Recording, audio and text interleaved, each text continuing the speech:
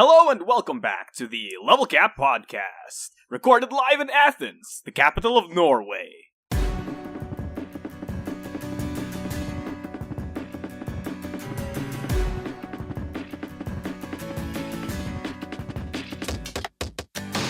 thanks to our fan who submitted that. It's always good to hear your intro, Marco. It brings joy and brightness to my day.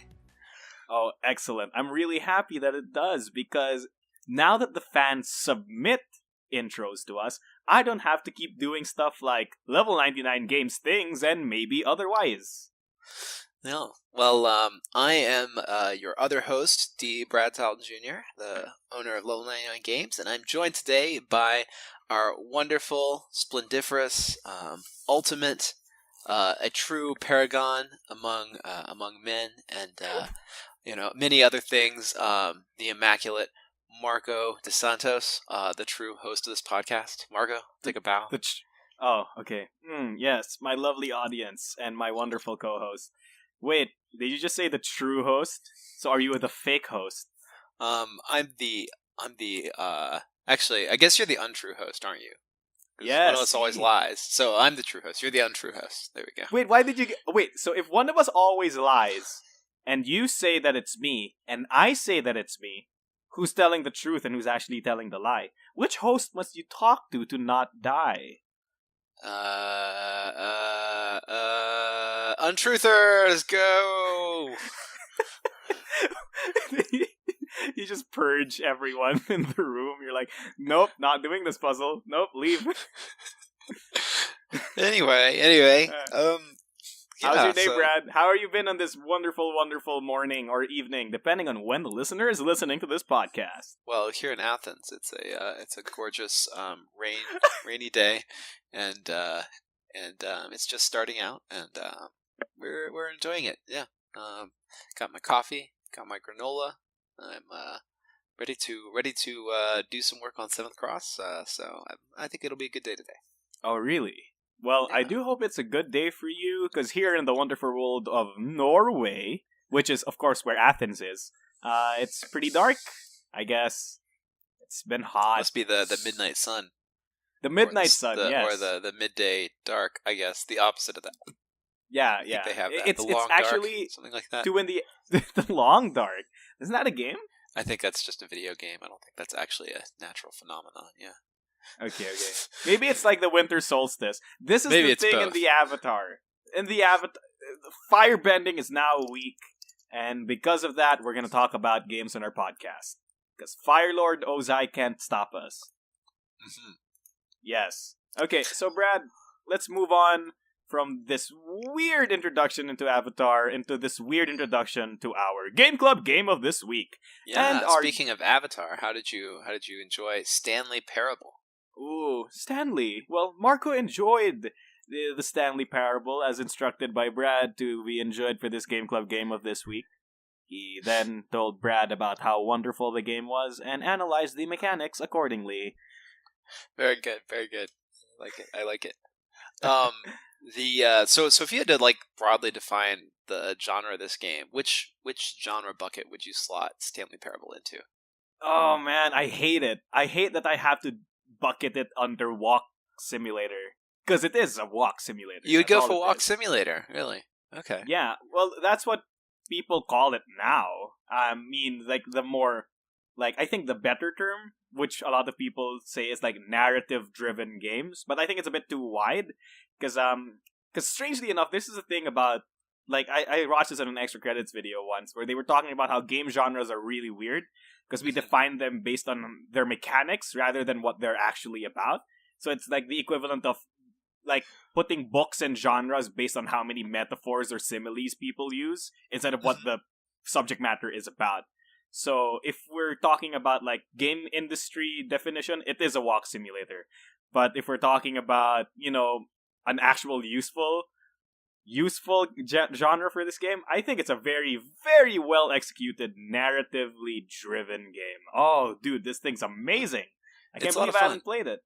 I would have. I think I would categorize it as a puzzle, and specifically as a maze puzzle. That's true. Because the real gameplay is finding the endings, right? Like it's trying to get through this maze to discover all the different possible endings, and there's no conflict in it. So the only real thing you can do is go back and try another path. And so now in that sense, it kind of reminded me of a maze. Yeah, okay, that's true. But I mean, it is the narrative is quite strong, and it is definitely a narrative game. If we were to talk just about genre. Anyway, I had a lot of fun with it. I played it quite a while ago, but Yeah, I'm so glad to hear that you liked it. for the people who don't know what Stanley Parable is, we've just spent the last 2 minutes gushing about how great it was. Can you like give a little lowdown on what Stanley Parable is all about? So Stanley Parable is kind of it's sort of a commentary on our narrative, on our game narratives. You play as this character Stanley, and it's just first person. It's done in, I want to say, on like Half-Life engine. So it's quite simple. Trivia on that is that the original game was actually made on the mod on the Half-Life engine, but I think in the HD version on Steam, I think they like changed it. Oh, okay. Yeah. Well, so this game started out as a Half-Life mod, like many great games started out as mods, such as Dota, for example. So don't think any less of it because that. But the game is you walk through this hallway and a narrator tells you what you're gonna do next, and you always, as you go along, you have the choice to defy the narrator to go a different direction. And if you do, then the narration changes. And if you go far enough off track, eventually the narrator starts talking to you and trying to help you back onto track. And then if you continue to go off track, the narrator eventually becomes like belligerent and starts to sabotage your game. And anyway, it becomes it's a very neat commentary on the way we play games and the way we make games. And there's I think 24 different endings. And some of them are actually the ending of the story. Some of them are just commentaries. Some of them are are philosophical. Some of them are just shock value. There's a lot of neat stuff in there. Yeah, I think it's a very philosophical game. It centers around this entire idea of choices. Because essentially that's what a game is, right? It's basically the player enacts a series of choices or makes a decision based on a series of choices. And a lot of the game's structure in Stanley Parable is actually all about binary choices. Because most of the time it's actually just binary choices. Left hallway, right hallway, do the thing, don't do the thing. It's like, and this is what allows it to branch out in so many patterns and ways, and it's just really great. And at the end of it all, it really messed with me. Okay, so are we just? It's the kind of game like after you play it, you have to think about it for a day or two. Like it just won't go away. Yeah. And I don't want to spoil it for folks. I think we should just recommend it. But if you want to talk about anything specific, then go ahead. Yeah, I'm not gonna spoil the game for you guys, but at the end of it all, I just want to ask this to you, Brad. Mm-hmm. If in this game you basically have the option to follow the narrator or not follow the narrator, right? Mm-hmm. But when you don't follow the narrator, the game accounts for it. Like the game knows that you sometimes won't follow the narrator, right? Yeah. So in the end, was there really any free choice? That's part of that's part of the big question, right? Like you're still within the bounds of the game. If you want to hear about that, you should do the glitch ending where you jump out of the window. You can glitch if you jump hard enough. You can glitch up onto one of the desks and jump out of the window of the office building. And there's an ending for that too. And and the narrator's like, "No, you can't escape. There's no free choices. Like I counted even for this." And then he sings this nice song. It's pretty funny. What? It's not funny, Brad. You're giving me existential crises here. Well, I think that is if you're talking about it in our world, it's kind of irrelevant whether there's free choice or not because we have the illusion of free choice, so we can live as if we have free choice whether we do or don't. And I guess our society is structured so that we do believe in free choice, because we're punished for the choices we make. So whether or not you have free choice, you need to live as though you do, and approach your decisions as though you do, because that is what our culture expects of you. So simply because something's made up doesn't mean it's not real. I guess so. I mean, yeah. I guess if free choice is just a structure that human beings made up, we still have to follow it, and it's still real because we enforce it, essentially. I'm telling you that you should choose to believe in free choice. Yes. He's beginning to believe. Quick, red pill, blue pill. Morpheus is asking. Take the... Anyway, let's continue on. But yeah, Stanley Parable, play it. It's wonderful. Can I just make a note at how awesome this narrator is? It's great. It's really good. Yeah, if you're a big fan of Rux from Bastion or the Transistor from Transistor, the narrator's not the same guy, but the way the game's coded and the way everything works makes it such a dynamic narrator. It's wonderful. Or, if you liked playing Portal and loved GLaDOS, that kind of structure, basically Stanley Parable is just, what if we removed portals from Portal and it was all GLaDOS talking to you? That's the entirety of Stanley Parable. Yeah, that's a pretty good assessment, I'd say. Yeah, it's pretty good, it's pretty great, and if you like that kind of stick and you wanted that, well, Stanley Parable's the game for you. And that's our Game Club game of this week. But Brad, let me ask you, whether or not you choose to follow this is all up to you. Who's our character of the week? So our character of the week, I actually don't have to choose because we're going to talk about Karin and Jager, so we can go both ways, on these characters. Well, we've been mostly talking about Karin in the combat section, but I can tell you about both Karin and Jager in the storyline section because their stories are pretty closely intertwined. They're kind of a package deal. Yeah. They stick together for most of the plot. So yeah. So tell us about Karin and Jager Brantford. Okay, so Karin and Jager are from the southern continent of Amalau, kind of the lost continent of Indians, and they work as bodyguards for Marmalie, who is the national historian of Amalau. Marmalie, on her journey, decides to come up to the main continent to try and stop the Dragon Queen's rise to power. This is kind of the main plot of BattleCon Devastation. Or the second main plot, I guess. There's kind of two main plots that converge. Runika's plot, as she is trying to stop the Dragon Queen, gets joined by Marmalie about halfway through that adventure. So Marmalie comes with Karin and Jager, and so Karin and Jager are her bodyguards. They're two werewolves, and they are twins. And something kind of went wrong with their birth or conception or something to that extent, so that only one of them is human and one of them is wolf, and whenever one changes, the other changes. So their souls are kind of tethered together in that way. It's maybe a good time to explain like how the were creatures work in Indians, because this is what people are really curious about. There are these different animal gods called aspects, and they live out in nature and they kind of rule over they're like the kings of the beasts. And so to be a werewolf means that you have ancestry with the wolf king, like the great spirit of the wolves. And so their lineage goes back to this mythical figure somewhere.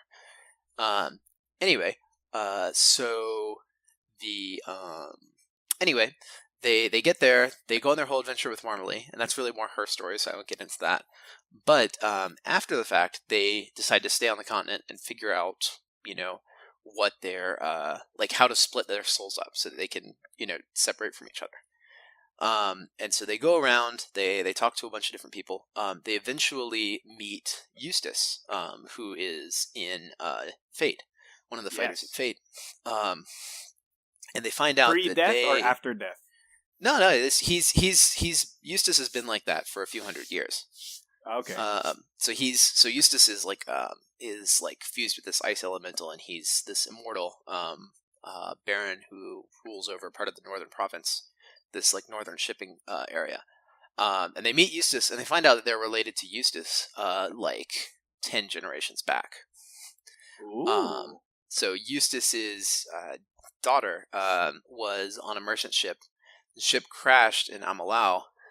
She was stranded, starving in the jungle, and the Wolf King found her and took her in and turned her into a werewolf. And they, what's the word? Many generations later, Karin and Jager appear. So he's great grandpappy? Something like that, yeah. Oh my. So anyway, so at the end of the story in Devastation, they manage. They go back to Amalau. They track down their ancestor, the Wolf King, and talk to him, and he splits them apart with his mysterious magical powers, and Of course. that's now they're separate to go their own ways. And Karin decides to stay as Marmaley's bodyguard and become the Divine Dragon Knight. Jaeger decides to go back to Cardoza and take over Eustace's job and become a nobleman. And so he's kind of learning to become a refined gentleman in society. And and that's sort of where their story comes to or rather where they're at this point in the story after end of Fate. That's pretty awesome. I like how there's this whole transition, and now we see their afterlives. So, Karen's afterlife of the Divine Dragon Knight is actually a skin for her, right? Where instead of having Jaeger, she has Marmaley dragon form as her companion. So Karin in BattleCon always fights with a partner. When with her Divine Dragon Knight skin, Marmaley is her partner instead of Jaeger. And it's pretty cool. The Marmaley dragon form is probably the cutest thing that Noko's ever drawn. It's great. She's still got the book, and she's still got the glasses, and the flower crown, and the little adorable pink flower crown. I don't know how you can make it's a pretty semi-realistic-ish, realistic quote unquote dragon, right? It's not even a cute dragon, but it's still so cute. It's a pink dragon. Oh, I love it. Yeah. It's such a cute skin. And Jaeger's in Fate, so there you go. Yeah, and Jaeger becomes a fully playable character on his own. Yeah, because he no longer has to be stuck being Wolf Boy. Well, I guess they alternate. So, does this mean at this point in time, when they turn... So, werewolves in Indians, regular werewolves, are they like old horror movie werewolves, or are they more like Twilight werewolves? They're definitely more in the Twilight category. So the like were creatures are called the feral, and they're all, like I said, related to these aspects of nature, the kings of the different animal tribes, and so what's the word? I guess how to say it. So they have control over this power unless something goes wrong with the blessing in their bloodline. So it is just this magical blessing that these aspects bestow. So they can make anybody into a feral just by going like, "Pow! Now you're one of us." I see. But it's also hereditary. Okay, so it passes on, but it can be given because it's nature magic. It passes on through their bloodline. That's pretty cool. So actually, my question is actually more of when werewolves happen in Indians or whatever feral. Are they like anthropomorphic animals, or are they just animals? They usually are all one way or all the other, and you can see that with Karin and Jaeger. Like, there's no real halfway. But they can still move around in between for a moment. So sometimes you'll see someone like swipe with a wolf claw or something. There are a couple characters. I think Irene was one. One of the backer created characters, who are good at maintaining like a halfway transformation and using just certain aspects like eyes and ears or claws, etc. So, I mean, Indians is kind of an anything goes universe. So yeah, sure. Wait for the sort T-Rex. of our sure is sort of our what's the word? Go-to answer for those questions. I mean, okay, yeah, sure. All right. I see. Okay, and so just in case let's not really delve into strategy. Let's talk a bit about the design and the mechanics. Karin and Jager is a duo combo fighter, right? So what are the inspirations behind this kind of character? I'm pretty sure you're taking something from a real fighting game because there's a lot of duo characters in fighting games. But what specific character inspired this design? Yeah, so Jaeger is a lot like Carl Clover, or rather, Karen is a lot like Carl Clover in Blaze Blue. It's probably the main inspiration for the character. There's also a couple others like Gear from Arcana Heart 3. Well, I guess Gear was in number 1 as well. But yeah, Gear. There's a couple others. There's some character, and I can't remember exactly who it is, who like can send out their companion, and the companion will run for it, and then they can choose to trigger an attack with it at some point during that run. And I think that companion actually is a dog or something, but so I can't remember. Oh, I can't remember. I think I remember something along those lines too. But yeah, you know who I'm talking about. Somebody will comment and tell us who I'm actually talking about. But yeah, anyway, that's kind of yeah. But mostly the Carl Clover aspect, where you want to get yourself, you want to get the enemy between you and your companion, and then just beat them up from both sides. That's kind of what inspires Karin and Jager's gameplay. Yeah, you can definitely feel that because a lot of their cards basically scream, "Put the dude in the middle of the two of you." You know, it's pretty good. It's pretty fun. I think one thing I want to ask you, as the person who designed this character, is do you think the medium in which you were trying to deliver this character was a very useful medium? Because in fighting games, in real life fighting games, combo tag characters like Carl Clover are a bit awkward to control with your D-pad or controller set, whatever. Mostly because controlling one character is hard enough, and you've already dedicated so many buttons to this one character. Like, how am I going to independently control this second character? But because of the medium that you have, which is a board game, do you think implementing this character was easier and or more elegant compared to how most video game interpretations do it? I think that it does make it a little easier because you have time. You don't have time as a factor, so the characters, the awkwardness of the character can go away, or rather, your players will put up with a lot larger degree of awkwardness without flinching. So I would say, yeah, it's easier to play Karin and Jager than it is to play Carl Clover. That's for sure. But I think that's kind of true for all the characters in BattleCon, and that's why we're able to have such interesting and complex UAs, is because we have the advantage of the medium. If we were to make a BattleCon like fighting game, we would have to change the UAs a lot, like simplify them a lot, so that they would be manageable. Even characters like Kadath, you'd have a little less control over where your gate trap goes. Or with Hikaru, like you would have to ready your elements before you start a combo. Doing it mid-combo would be a bit difficult. That kind of thing. Yeah, so that's one aspect of BattleCon that I absolutely love, is that because of the medium, it actually opens up the fighting game genre. Well, if you can call BattleCon a fighting game, it actually opens up at least that experience to a lot of people who can't handle the awkwardness of real-time gameplay. And that's an entire aspect of BattleCon and of many of your fighting board games that I absolutely, absolutely adore. It's just that, I don't know, something about the whole knowledge is power thing makes it really fun. I still think you should try playing real-time BattleCon and try it with a clock. Because like when you play these games on on like a 3-minute or a 5-minute clock, like it really becomes intense. Yeah. I'll probably lose due to timeout. You'd be surprised. Like, when you need to make a snap decision, like in BattleCon, it's very easy to just throw 2 cards down. So, you'll probably lose because you get flustered, not because of timeout. Oh, that's true. And that's totally avoidable because you can make any choice instantaneously. That's true. Well, maybe I need to practice more BattleCon to get there. And that pretty much does it for our character of the week, Karin. Specifically, Karin and Jager is the name of the character, but mostly Karin.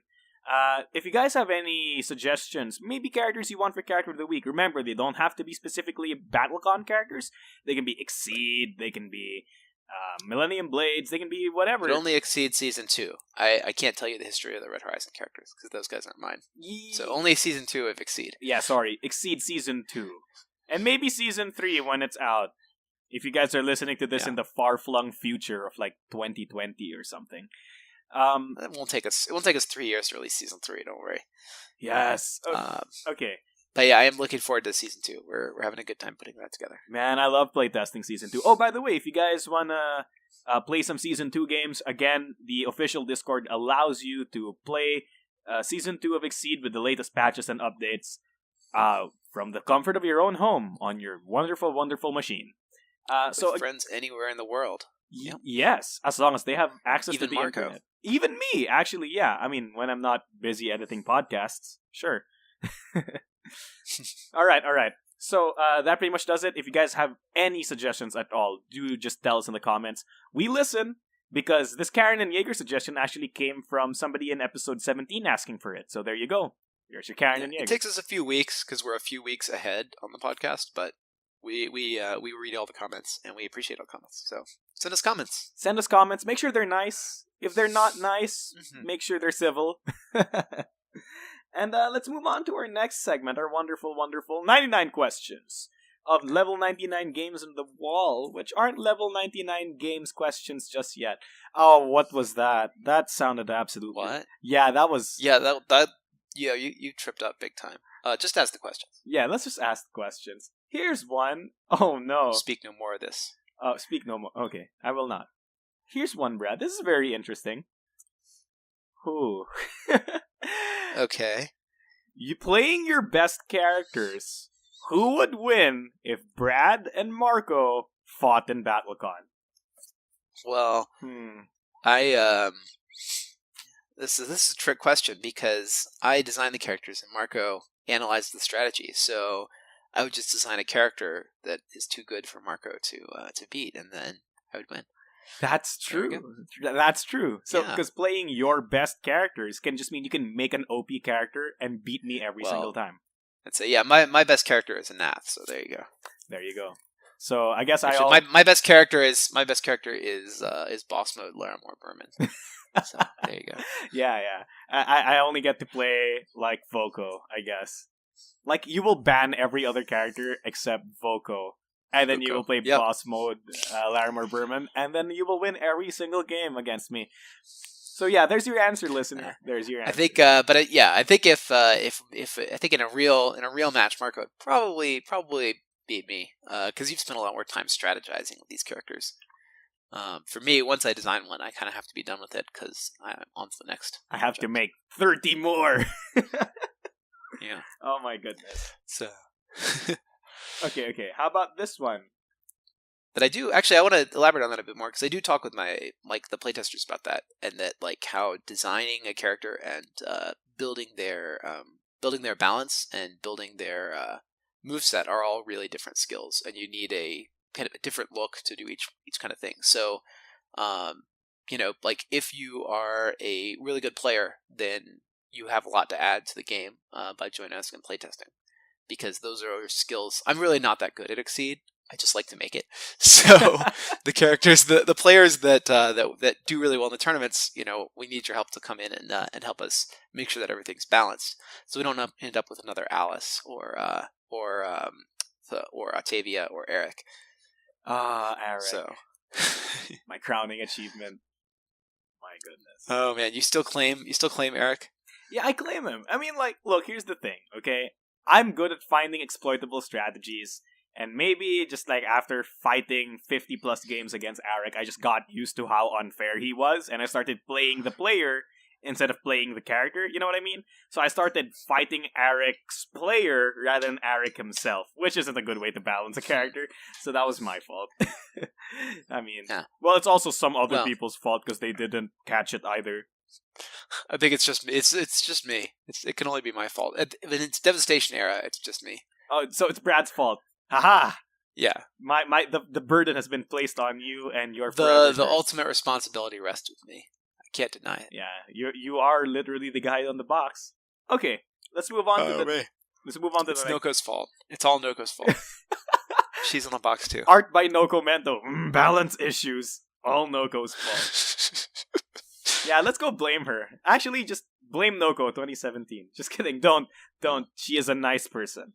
Okay, here's one. After hearing about how you got started by kickstarting BattleCon, I was wondering what hurdles you had to overcome when making your first board game. Not so much getting it onto Kickstarter, but rather the writer's block that tends to happen when creating something.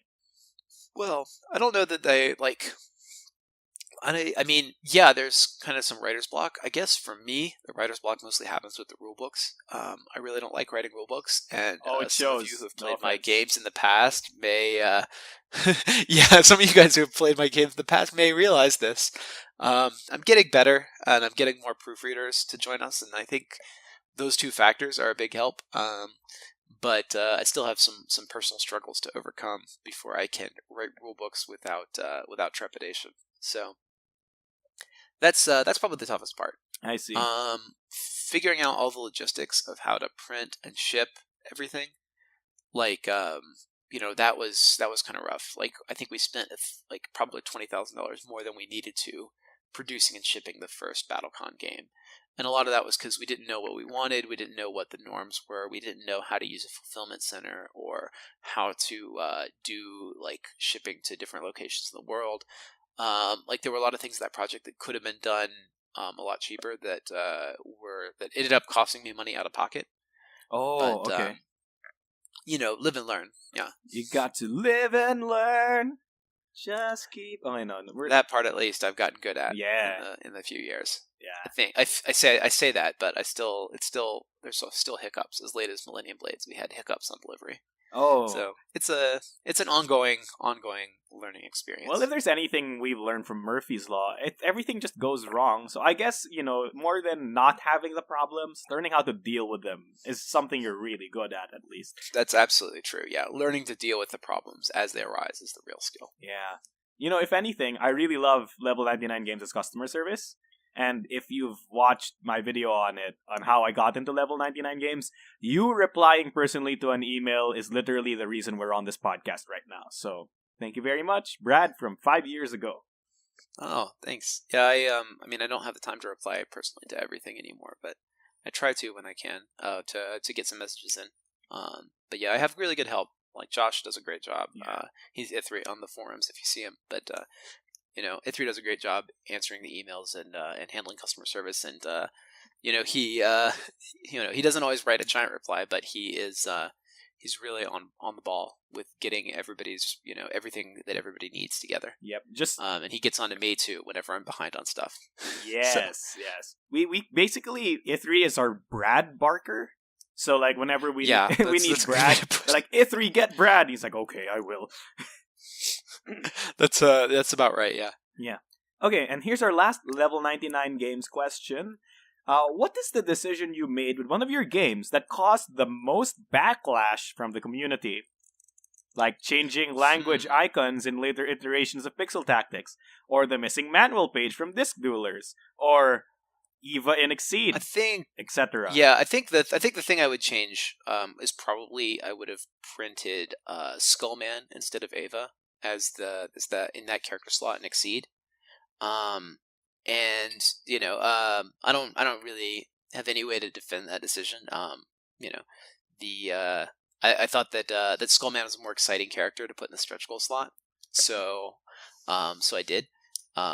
But if I could go back and change everything, I probably would have been. I think I would have put Skullman in that slot and not printed Ava, just because stuff. People were not happy with the with the design of that character.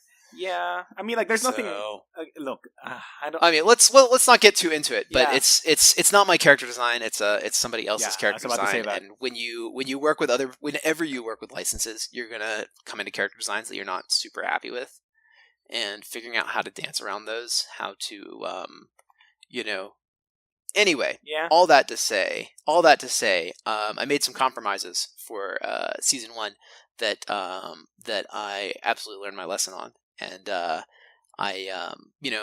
I don't. I think it's more of an identity thing. People expect a certain type of character design to come out of level 99, and whatever else you think about it, I sort of breached that expectation with that set, and so that's what I regret, is giving people something that they were, that did not mesh with their expectations from us. Yeah. So in the future, that is what I'm going to keep in mind, is, what you expect from level 99 games is what you're going to get. You've got to live and learn. Right, Brad? Yep, right. Absolutely. All right. And that pretty much does it for our level 99, for our 99 questions segment about level 99 games. There you go. That's what I was trying to say. Again, if you guys have any more questions for us and you're very interested in finding out about our designs, our games, maybe you just want to find out where Brad gets his pipes. I have no idea what you want to ask, but ask them and we will get to them eventually, so long as they're family friendly. And finally, let's get to our final segment, our News 99, where we will deliver the news to you fresh, hot in this podcast plate. Brad, do we have very interesting level 99 games news? Not really, actually. I hate to let you down after that great intro, but as far as the news goes, we're kind of just in the working process. And we kind of have this ebb and flow with level 99 where we're really talkative about what we're doing, and then we're not. And the sections where we're not is where we're actually doing all the things we're going to talk about next season. So I can tell you what I'm doing right now. I'm preparing the shipping and fulfillment centers to handle trials. I am working on the adventure book for 7th Cross, building prototype 19 that we're at now. Ooh. I am working on some upcoming games, Professor Treasure's Secret Sky Castle, as well as Terran Encounters and Imperial Spells of Steam. But none of those are quite ready to announce just yet. Ooh. So in terms of like big news, there's not a whole lot, but lots of news is happening silently in the background. So silent news. Yeah, it's more like up and coming news. Like the news that I'm going to give you in a few weeks will be the same as the news that you are hearing right now, except more excited. Excellent, because it's finished. Well, can I give news? Is this a thing? Yeah, go ahead. Yes. Are you having a kid? Well, are you getting married? Well, sadly, no. Did you graduate? Yes, I did graduate. That is my news. Okay, so it's one of those major life milestones. Yeah. But no, that level 99 games news. See, look, the segment is about level 99 games news, right? So me graduating is important, but not part of it. Here's my announcement, everyone. Now that I have more free time because of graduating, I'll probably be uploading a bunch more of extra stuff onto the official Level 99 Games channel, maybe gameplay.